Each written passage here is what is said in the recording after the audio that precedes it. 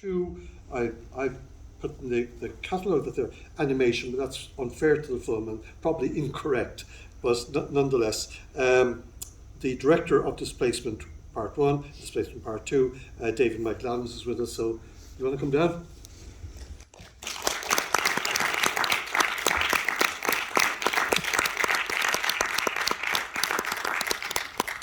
The director of the music video These New Streets, David Maurice Keenan, is with us.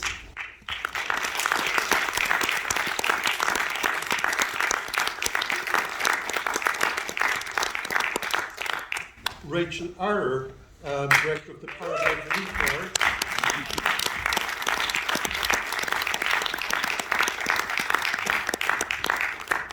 And the final film in the first block, Yo, co-directed by Miriam Sadaka and Karen Leroy Harris. Karen is with us, so please come down.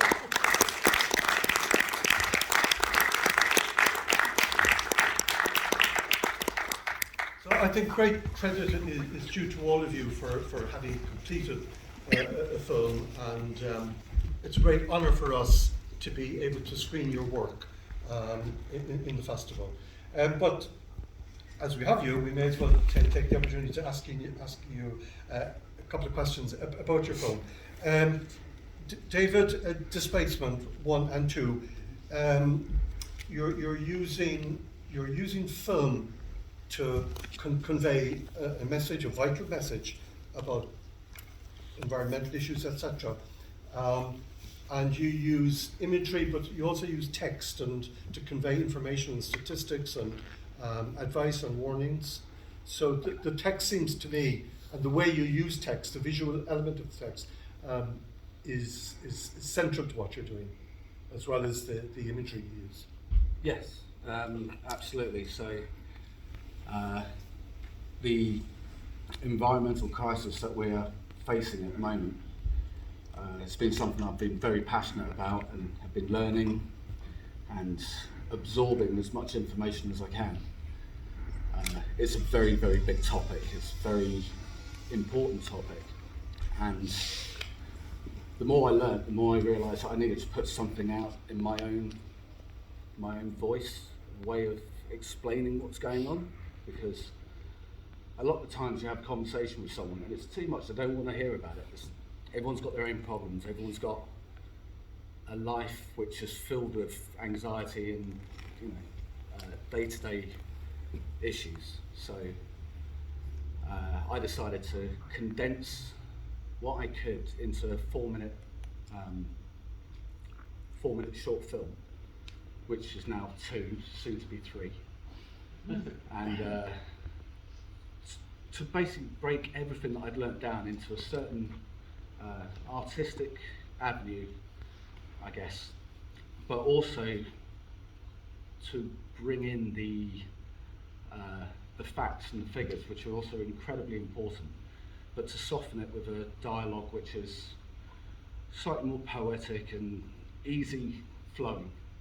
And I create music that goes along with it. Oh, music? Yeah. Oh. So everything's timed to music, and so the form itself basically developed in that way. Now, there's a book that I was incredibly influenced by an author called David Wallace Wells, and the book was called The Uninhabitable Earth. Now, within that book, there's a section called the Climate Kaleidoscope, and the whole reason behind the Climate Kaleidoscope is that we're literally mesmerised by what is facing us. It's almost like rabbits in the headlight. We know it's happening, but we don't know how to deal with it. Some people know how to deal. Some people are taking action, but most people are going, it's too big of an issue to deal with, and how can an individual deal with it? So within these films, I want to highlight what the problems were, what the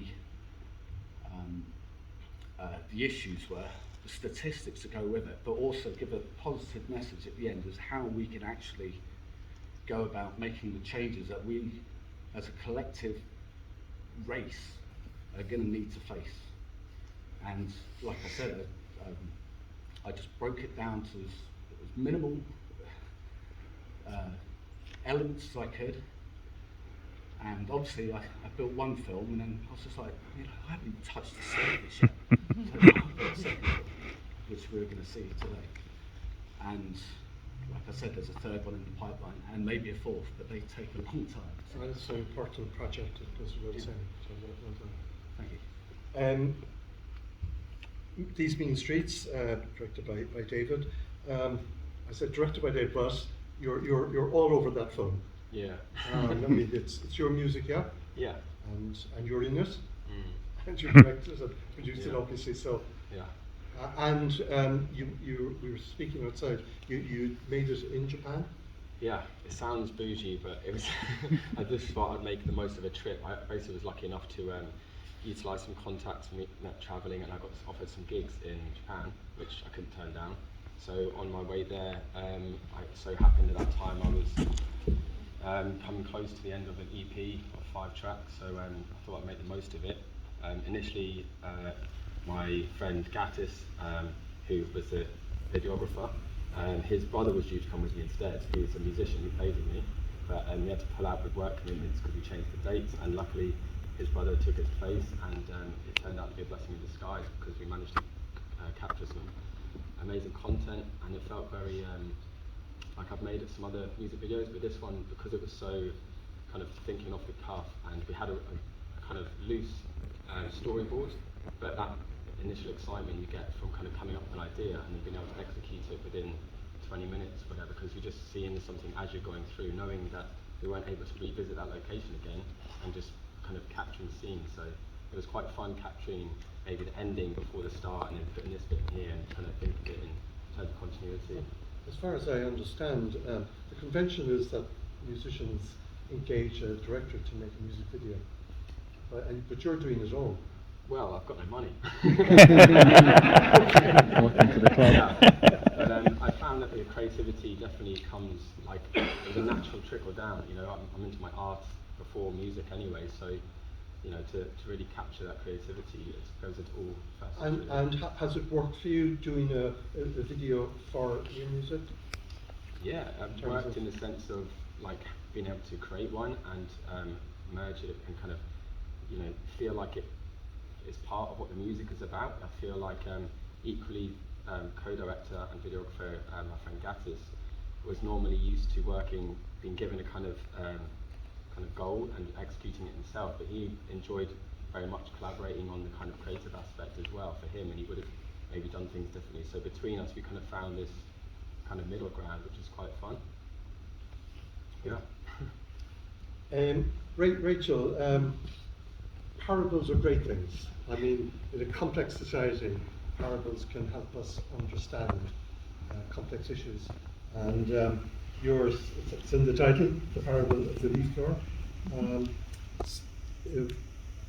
Very, both enigmatic and very pointed animation. There's a lot in this. And so, what was the provocation for you making the animation? Well, initially there's a very famous Canadian environmentalist, who's still in her 90s.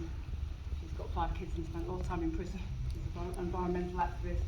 And she was writing a book called Clitophobia, What Your Mother Didn't Tell You Because She Didn't Know. And she was commissioning artists for each chapter.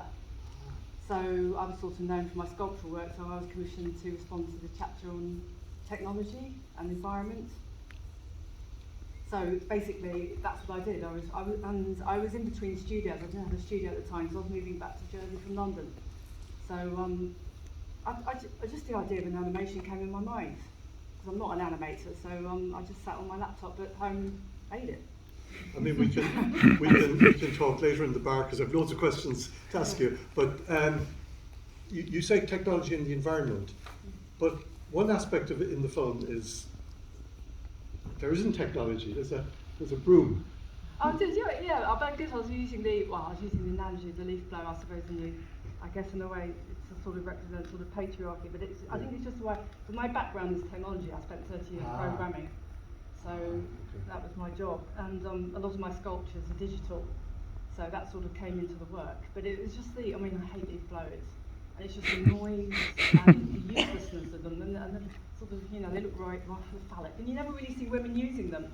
And I've watched lots of YouTube videos where you have a race between the rake and the leaf blower, and the rake always wins. I just don't understand them, so it's an analogy to use. It works, it really works. Well done. And the final film in this block, Yo, also overtly touches on global issues of the environment, etc. But it's also intensely local, made in Jersey, with Jersey landscapes, seascapes, and indeed under the seascapes. So how did it come about? Well, it actually kind of stemmed from an exhibition I've been doing. So I've got a collaborative show I've been doing with Miriam and Heather, because we're both kind of multimedia kind of installation artists on stage. And so we've been travelling around mills doing exhibitions about our relationship to water. And so each location we've toured the exhibition to, we made a film about that local area. So we did one in Stroud, London, which were very little short snippets of the water in that area. And in Jersey, I suppose partly because of my connection to Jersey, I really wanted it to be not just a little snippet of some films. I wanted it to be more involved, and so when we came here, we kind of started exploring kind of the issues of water and the different industries that interconnect with water and the leisure activities that interconnect with water. So then we kind of then just started going to these places, trying to talk to people, getting kind of interviews with people around water, and kind of filming in those different locations as well. One thing that strikes me watching the film is those interviews and those people. They're remarkably articulate about what they're doing, how the importance of water, etc. Did you have to go through a lot of prep and interviews with people, or did this come naturally? Not really. It was very, very like everything, and I think in the film, like I've never made a film before, apart from the odd little bit. Miriam's a little bit more experienced than me, but we mostly just turned up places with no questions in mind, and just started talking to people and just said, do you mind recording, and getting a conversation. So it was extremely, even with the sewage works, we just turned up and said, is there anyone we could chat to about this? Someone gave us an incredibly detailed tour. I mean, most of the interviews were about an hour long, so it's obviously, only a very snippet, but it was very much in the moment, not particularly planned. Quite rough and ready, but I think hopefully it put people at ease, I suppose, and because it wasn't formal, it was in their space of work or whatever. It wasn't kind of formalised in any type of form. Okay, thanks very much, guys. As I say, real pleasure to be able to screen your work. So thank you.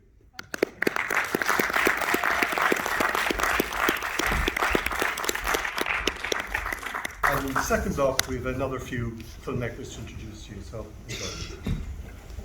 the second block films with a few filmmakers to introduce. Next up is a music video directed by Jordan Cox, Places, Anya Rose Daly. So, Jordan, if you'd like to come down.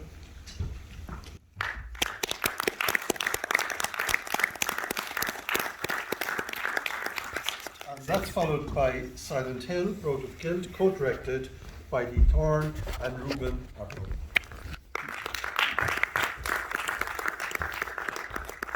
And the final film in the programme, Scarlet, directed by Lottie Graham. Lottie isn't with us for the very good reason that she's filming in Mexico. So, and when I was reading about Lottie,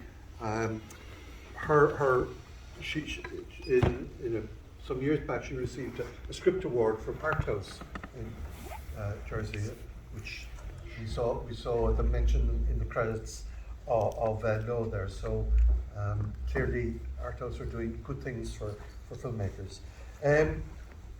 But Jordan, Anya Rose Daly, music artist but also an actress. How did you come to work with her for her music video?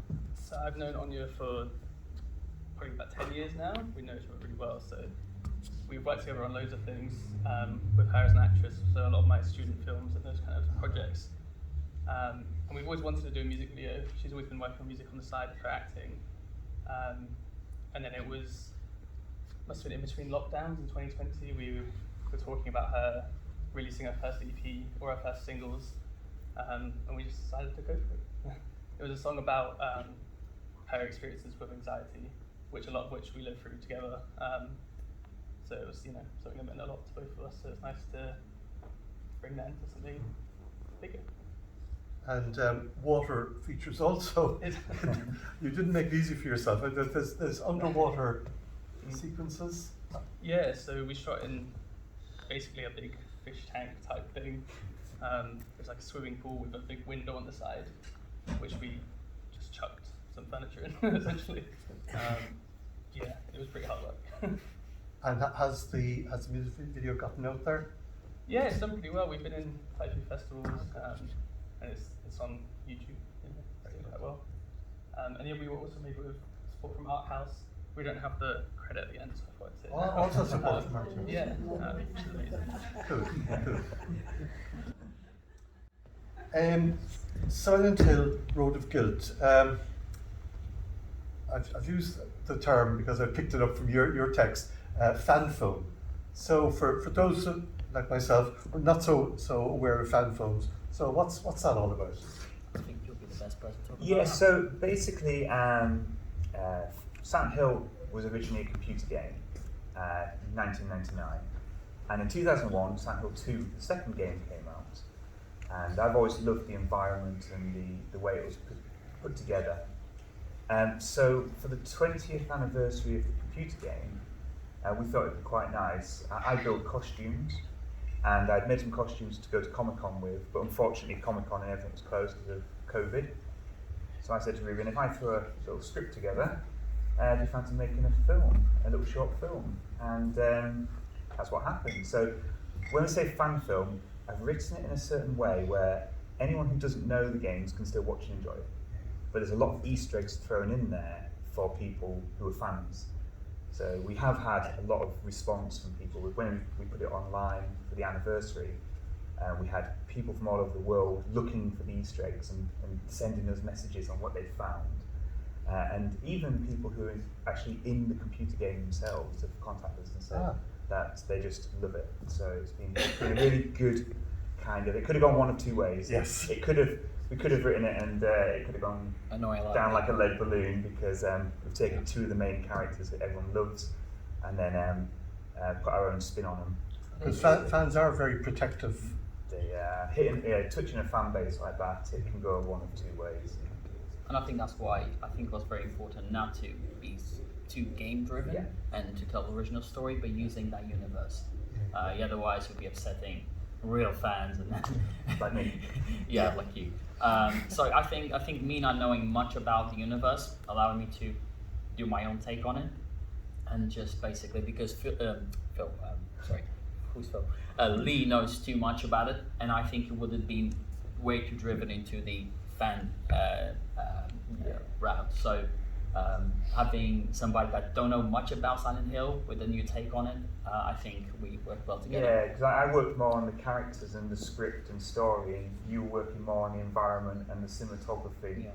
So it was a really just perfect combo, wasn't it? And it was filmed through a pandemic as well, so we had to obey by the social distancing guidelines and all sorts, but it's only two actors really. Yeah. So it was a bit of a challenge, scheduling and everything else, but we managed to put it together. All filmed in Jersey, just on the roads. So we had a couple of interesting nights with the honorary police. Police were okay, but the honorary's on. What are you guys doing now? We're filming. I've got a camera, obviously. But we had a lot of help from Jersey Heritage and Delta as well. Yeah. That you'll probably see in the last scene of the film. That set was built from scratch, and it just basically all the lights and all the props and everything else took us quite a long time to put that set together, and we're very proud of. And you've partly answered the question, but working collaboratively as co-directors, did it entail having quite separate roles and tasks?